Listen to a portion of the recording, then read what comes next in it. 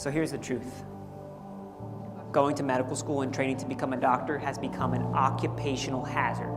Training that reliably sends 1 in every 4 members of its workforce into a clinical depression is unethical and unsafe, not only for resident doctors, but for patients too.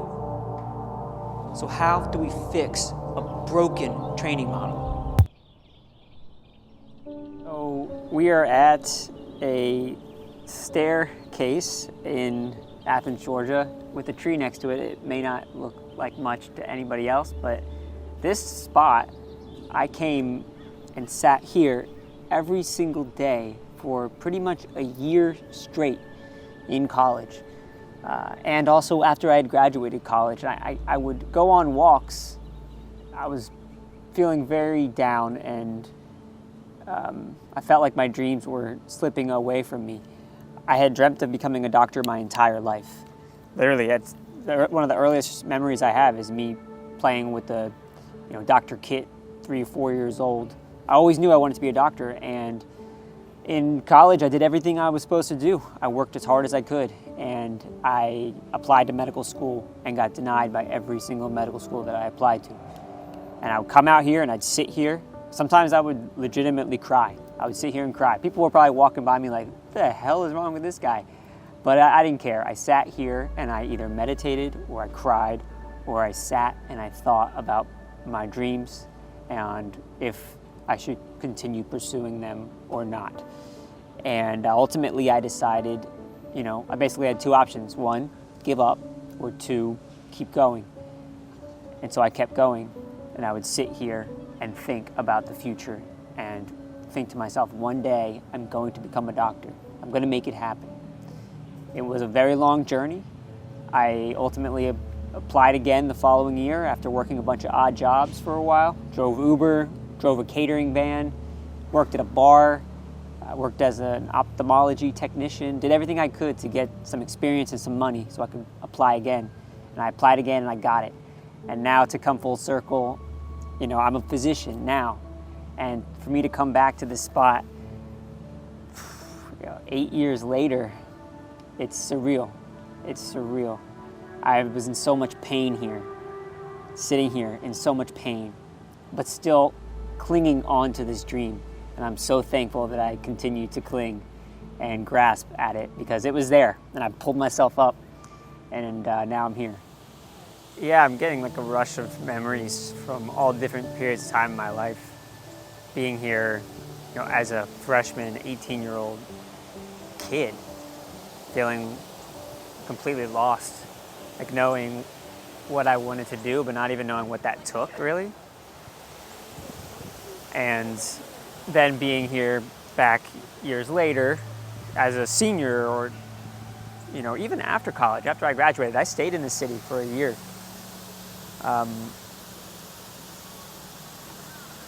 I grew up in this city. I became who I am today in this city. Years later, I returned for my business degree as a 29-year-old. So I was here at 18, I was here at 24, I was here at 29. And a lot has changed in the city, but all of these places still mean so much to me. I could still picture myself in whatever mindset I was in at that time, sitting on this bench, next to the fountain and just thinking, worrying about something, always worrying about something. And I think that's if I could go back in time, this is what, people say, it's like super cliche, but I would just tell myself that the thing that you're worried about right now, you won't even remember what that thing was in a year, I promise you.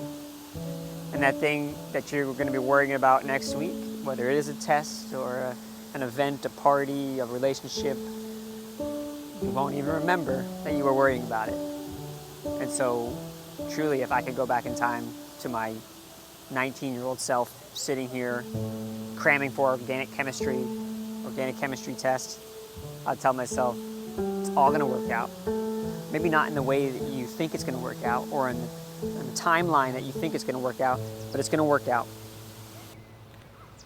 Did you know on this campus, walking these same paths you did so long ago, that you would be a doctor? I always knew. I did always know. I had this sort of unwavering belief that I was going to make it happen, even though objectively it didn't look good. You know, I was ultimately denied by 25 medical schools. That stack of med school denial letters sitting in my office, in my dorm, was pretty painful. Opening letter after letter, because back then they would send them in the mail. I would open it up, denied. Open it up, we regret to inform you. Objective evidence showed that I would not be a doctor. But I had this belief, almost delusional belief, and I think you have to have this kind of delusional belief sometime. A belief against all evidence that you are going to make it happen. And I never gave up. I never gave up. And for people that are going through it right now, that have been denied for a cycle or 2 cycles, stick with it. I would have gone again. I would have applied a 3rd year in a row. I would have done whatever it took. If you have a dream, you have to protect it like it's a baby. Protect it and don't let anybody tell you otherwise, because I guarantee you they will. As I'm getting denied, there are many people saying, friends, maybe you should try something else. And they didn't mean anything malicious by that. They had my back. They were tired of seeing me fail and be miserable. But I refused to give up. So if you got a dream, hang on to that dream. And you can be in a position where I'm at now, which is a full circle moment. I'm here back at UGA as a doctor. Did you know back then what the medical training system looked like? No. I had an idea of what the medical training system looked like from shows I had seen on TV. Scrubs, shout out Scrubs, probably the best medical show out there. Debate me in the comments section. I'd seen a couple episodes of Grey's Anatomy and stuff. I had an idea of what it was like, but once I got there and I saw what it was actually like, that unless you know somebody close, like a close friend or family member that's a physician or a resident or a medical student, or you are one yourself, it's hard to see what it's actually like there. Is this the most difficult talk that you've ever had to prepare for? Yeah, and it's a talk that means the most to me. This talk I do feel like is bigger than me. It's a message to medical training, to the powers that be, that enough is enough.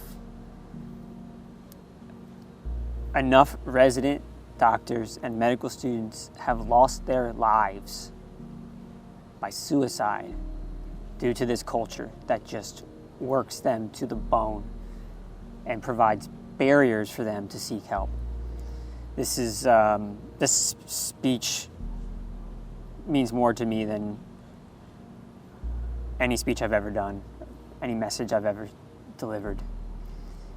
And I wrote it from the heart, I memorized it from the heart, I recited it from the heart, and now I'm about to go out there and give it my absolute all. Who is this message for? This message is for everybody in medicine who has been silenced. Whether you're a pre-med, a medical student, a resident doctor, an attending physician, this culture silences people, and people don't speak up due to a fear of retaliation. And I get it. I understand. And I hope to be a voice for everybody that has historically been silenced in medical training. And what's the first step to making change happen? The first step to making change happen is to recognize that problems exist, serious problems out there that are contributing to severe mental illness in medical students and residents, contributing to suboptimal patient care, contributing to resident doctors working up to 28 hours in a shift, essentially performing procedures or seeing patients off of no sleep. Would you want your doctor seeing you, treating you off of no sleep? Seeing the problems. We can't fix the problems until we see the problems. And I hope that this talk exposes the major problems that exist in medical training so that we can move forward with fixing them. So recognition is number one, and then coming together as students, doctors, and patients to address these problems. We have to all come together and push for change at the national, local, and individual level.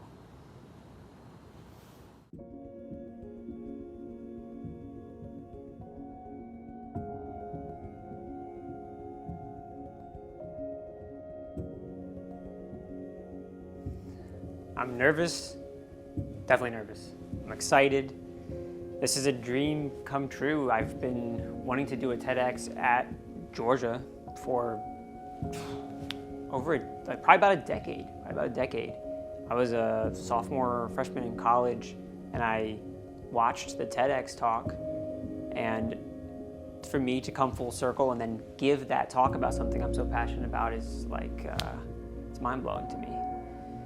I'm super blessed to come here and speak to a generation of future doctors and future healers, and I want to serve as a role model to them and show them that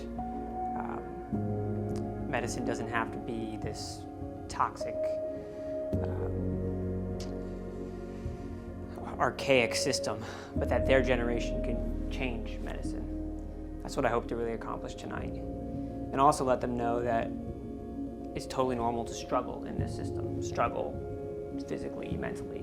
I've struggled mentally, and I've been very open about that experience. I hope others see that I'm still here, I'm still a doctor, I'm still giving a talk, and it's a full circle moment, yeah. There's little Jake.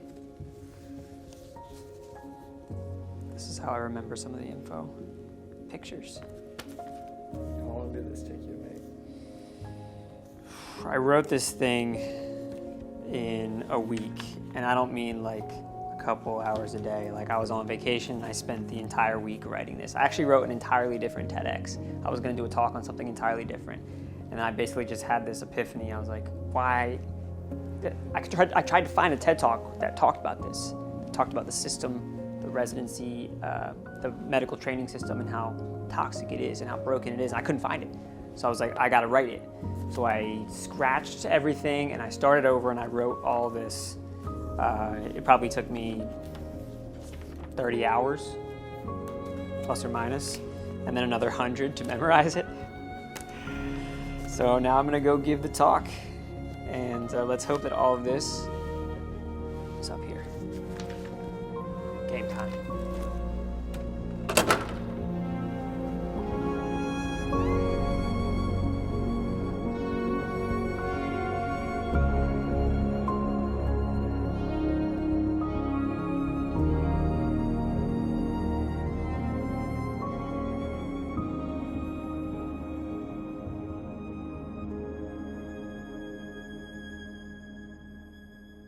For me, it's like when I talked about mental health for the first time, like when I opened up about experiencing mental health challenges myself as a resident, as a psychiatry resident doctor treating mental illness. I was suffering from a mental illness. And when I shared that story, thousands of people really across the world messaged me and commented and shared their stories and thanked me for, standing up and just saying, look, I have depression. I go to therapy and I take medication for depression, and I'm still here, and I'm proud of it. People really resonated with that. And so now, as I'm giving a talk about some of the major issues in medical training, namely that medical trainees, med students and residents, experience rates of mental illness that far surpass the general population. And most of them never seek help, and they just really suffer in silence. So a lot of the people messaging me have been thanking me for talking about something that so many people don't have the opportunity to talk about. Thank you. May your voice speak for those of us who were forced into silence when our co-resident classmate died by suicide. No national attention for him, no Instagram post in his memory. In fact, any memorialization was denied to us. No tree planting, no plaque, no service. Apparently, as it would encourage those with suicide ideations to, quote, act on them. He was shamed for his death from above while our residents suffered, and it is unimaginable how much he suffered in silence. We've spoken up but gotten nowhere. Thank you for taking this risk for those of us who have had our vocal cords cut. And in honor of our very missed classmate, whom was due to graduate with us this June, thank you. 2 days later, thank you so much for normalizing taking care of your mental health and being a physician. I am a psychologist, and one of my dear friends I worked alongside with since residency completed suicide 3 years ago. He was so fearful of obtaining help out of perceived repercussions from his licensing board. Your public presence matters and is making a difference. My friend and colleague would have benefited from your talk. Keep up the good fight. So messages like that. I mean, every few weeks I get on social media and I see another post of another resident doctor or medical student who ended their lives by suicide. But those are just the ones that we see. Like, how many are out there that we don't see, that don't get the Instagram posts? It's an absolute epidemic. 1 in 4 medical students and residents experience depression. The annual prevalence of depression for med students and residents is 1 in 4. And 1 in 9 trainees experience suicide ideation or thoughts of ending their lives. 1 in 9. These are staggering numbers. And I want to talk about them here openly in front of everybody. That's the only way that we can actually change this system.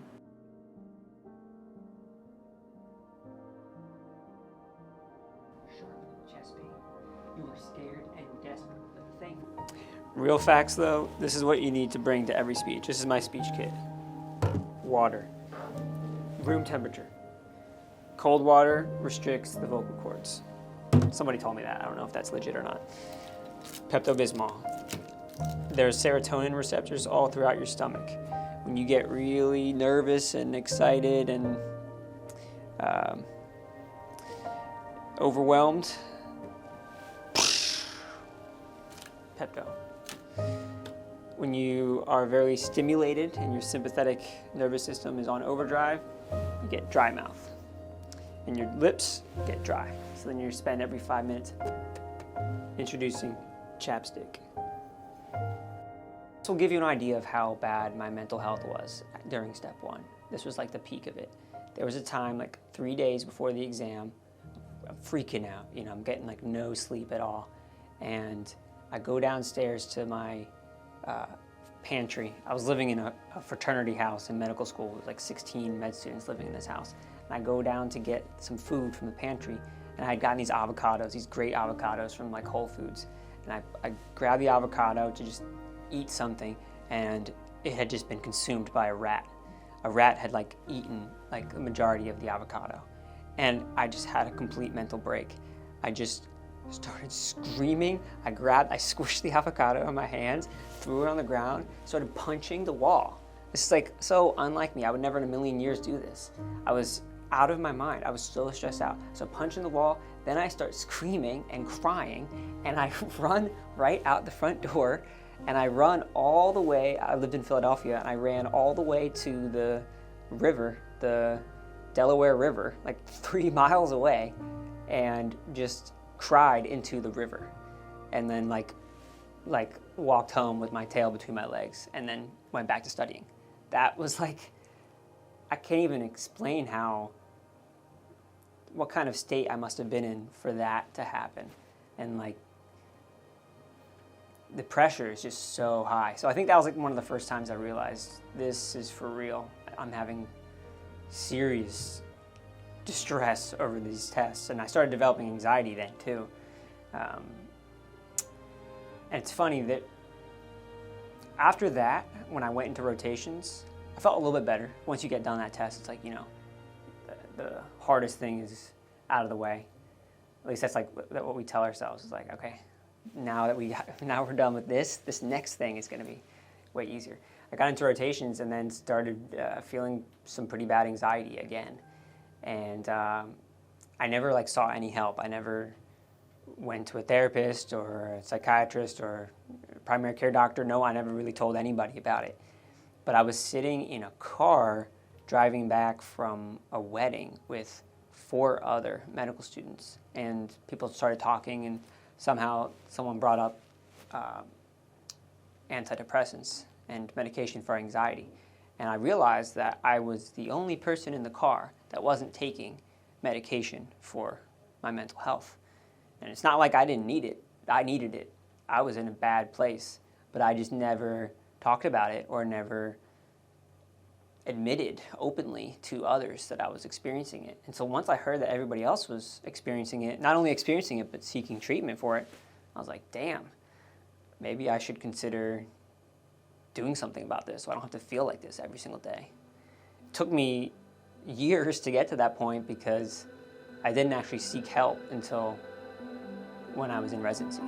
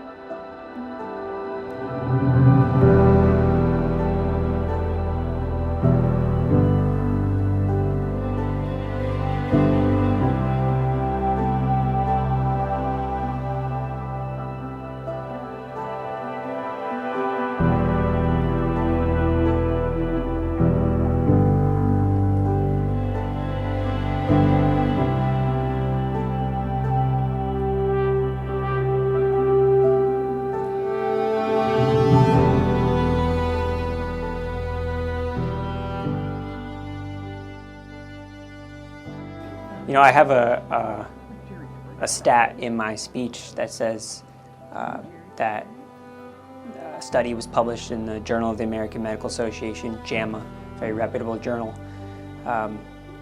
pretty recently, that the annual prevalence of depression for medical students is 1 in 4, the annual prevalence.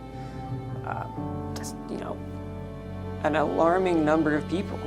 And another stat that is, you know, blew my mind, 16% of trainees with depression seek help. 16%. So 84% suffer in silence. And why they suffer in silence, that's some of the stuff I'm going to really talk about in this presentation, in this talk. But no, I think so many people struggle, and they do so in silence. And I hope that this talk will move the culture a little bit in a direction of a more healthy and compassionate culture. With a bachelor's degree from the College of Agriculture and Environmental Sciences. He returned for a Master's of Business Administration from the Terry College of Business while completing his medical degree at Thomas Jefferson University. Dr. Goodman is now a Miami-based psychiatry resident and a global mental health activist with an influential following on his social media platforms.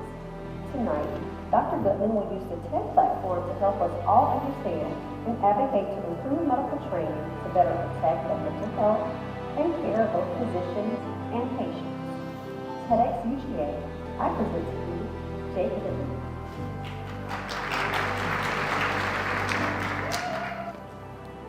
Perhaps the most important change comes at the individual level. It comes from all of us. To the future doctors and the future healers listening tonight, let me speak directly to you for a moment. You are the future of our profession. Take notes on those doctors you want to be like, the ones that encourage and support those they've been granted the honor of mentoring. Equally as important, take notes on the doctors you do not want to be like. One day, you will be in a position to create the type of learning environment that you wished you had, and you don't have to wait to be at the top of the hierarchy to make a difference. I know many of you have no plans of pursuing a career in healthcare, but one day, you or somebody you love will be a patient, and you may find that care is being provided by a resident doctor. I hope that this talk has given you an appreciation of the struggle that they face. And if I can ask one thing of you, it would be this. Take a moment to look a resident doctor in the eyes, acknowledge their sacrifice, and thank them. One voice alone is not enough to change medical training. Together, we can shine a light on these problems in our medical training system and illuminate a path towards a brighter and healthier future for students, for doctors, and for patients, for all of us. Thank you.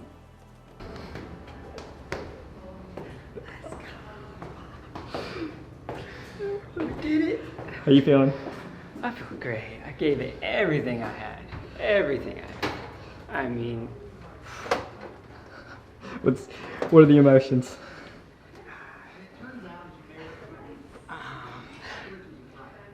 it was a hell of a journey. It really was. I put so much work into this, and to see it come to fruition is like the coolest thing. Got you some good pictures. Yes. I hope people liked it.